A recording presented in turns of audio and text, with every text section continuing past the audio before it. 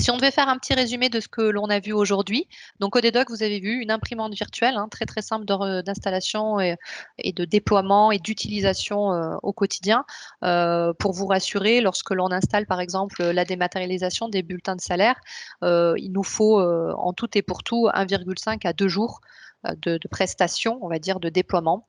Une partie du temps, c'est du paramétrage en amont. Après, c'est sur site pour former les gens, les RH, par exemple, à l'utilisation de l'outil, s'assurer que tout va bien. Après, c'est du suivi, on revient par la suite pour être sûr que tout va bien, des petits réajustements. Donc, ça se fait extrêmement facilement. On n'est pas du tout sur des projets où il faut des jours et des jours de prestations à déployer. C'est quelque chose qui se fait très rapidement.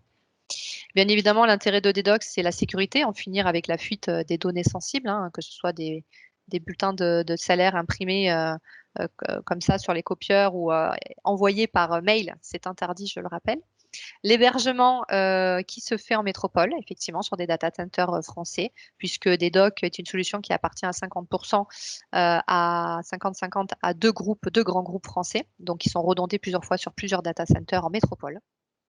Les économies, hein, bien évidemment, vous l'aurez compris, toutes les économies liées aux coûts annexes, hein, les coûts d'impression, de mise sous pli, d'affranchissement, d'acheminement. Je pense que là, il n'y a rien à redire de ce côté-là. On fait énormément d'économies sur ces parties-là.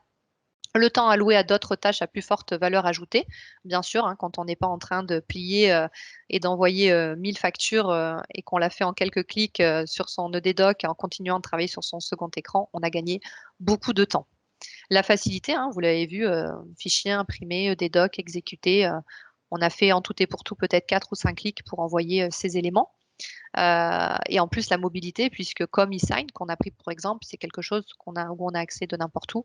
Comme le bulletin de salaire, on peut le visualiser sur un smartphone, une tablette, peu importe où l'on se trouve.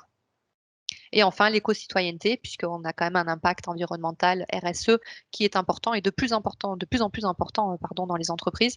Donc effectivement, ça impacte plus de papier, de déplacement et de transport, et aussi non négligeable et fait partie des atouts phares de sa solution. Voilà, j'espère que c'était clair pour vous, que ça vous a permis de découvrir une nouvelle solution qui est sûre, pour sûr, vous fera gagner beaucoup de temps dans l'automatisation de tous ces envois, de tous ces documents. Le champ des possibles est assez grand.